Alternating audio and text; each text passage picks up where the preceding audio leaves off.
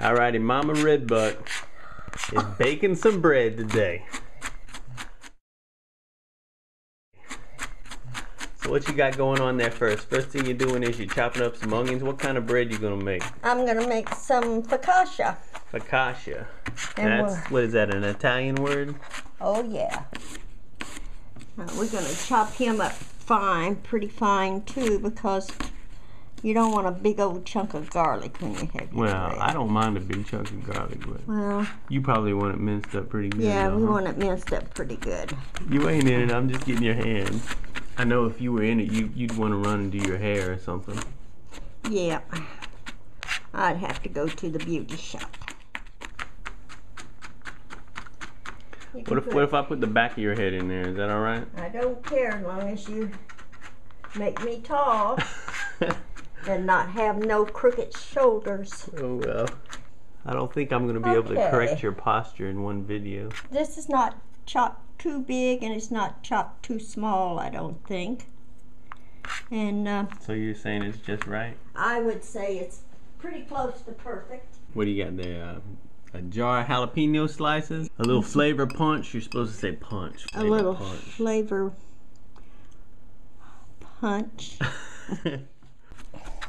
So you got your black and your green olives chopped up. I got a few black. Looks like you're chopping those pretty fine too. Yeah, you don't want to have a big old hunk of olive, I don't think, in a piece of bread. You just want the most time consuming thing about this bread is getting everything ready and getting it chopped.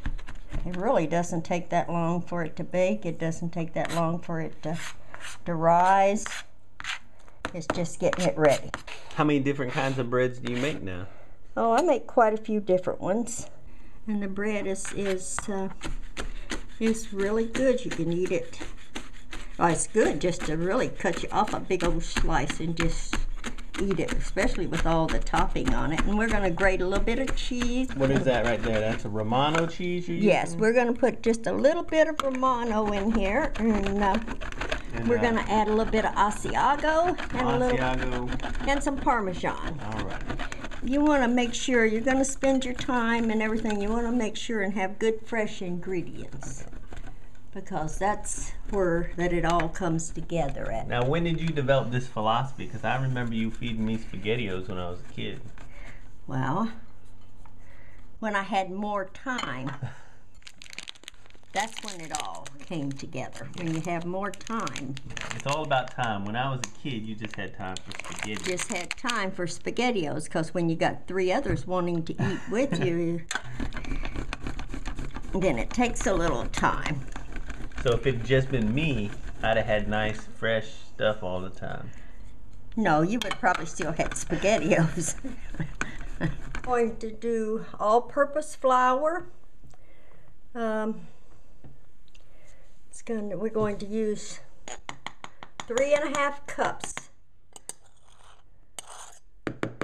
And I always sift my flour, because if you sift it, it makes it lighter.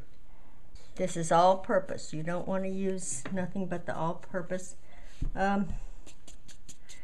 You can use a little bit of bread flour if you want to, but there's really not that much difference, I don't think. This is our 3½ cups of flour. Yeah, this is the flour you sifted. This is the flour I sifted. We're going to put in 1 1/4 teaspoons of kosher salt. Alrighty. We're going to just add that.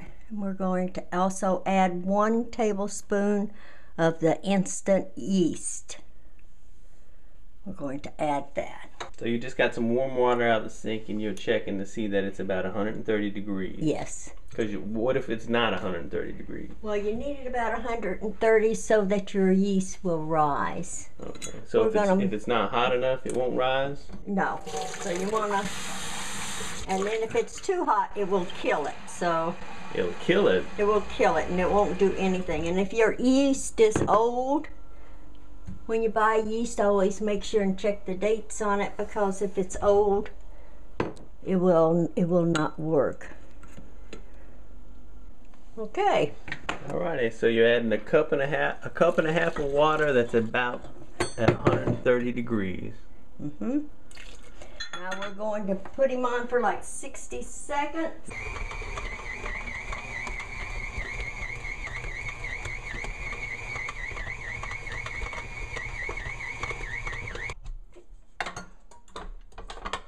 Alrighty, so you got it, you beat it around for a minute. Yeah. 60 seconds. He's going to be sticky. Okay. And we're going to take him out.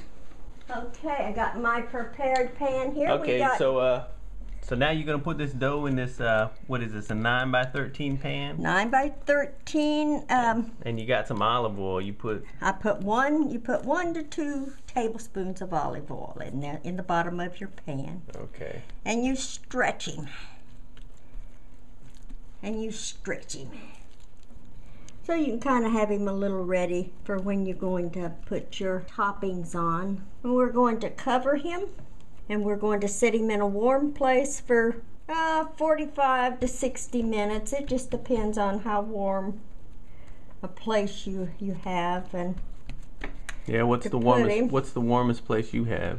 I have the warmest place I have is going to be in the garage.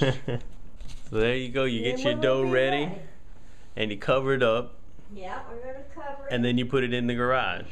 Y'all usually always cover bread. Sometimes you have to have a damp cloth. Sometimes just a piece of wrap is okay. Sometimes even just a heavy dish towel is fine. But you always cover bread. All I've ever made you do. Okay, and we will see in about 45 to 60 minutes, see what happens to him. And in the meantime, we'll saute the onions and get those ready. Alrighty, but you know I'm following you out here. I gotta get a shot of the bread sitting in the garage. You know that. Now wait a minute, I gotta get my shoes. See how much warmer it is in here? Yeah, it's a lot warmer in here. But this isn't gonna make the bread smell like your car. No. Or your tractor? Nothing. I've got him all covered good. I always warm him in here. All right. So he's fine. I know what he's gonna do. So we're gonna leave him in here and let him rise for a little bit. Leave him in here for about 45, 60 minutes. It might not even take that long because it's pretty warm in there. We're gonna saute your onions and garlic while your bread's out in the garage rising. That's what we're going to do and get him ready for the final act. And let's go ahead and add our garlic. I'm going to go ahead and add just another drop of olive. Alrighty, now you've been sauteing this for a while. Yeah, we're going to go ahead and take this up. And we have all of our toppings ready. All we're doing now is just waiting for our bread to finish rising. You got some rosemary. And I got a little bit of fresh rosemary to go with it. Alrighty, so it's been about 45 minutes. And there we are. He's all puffy. He's all nice. We're going to very gently uncover him. Do a little pattern on him.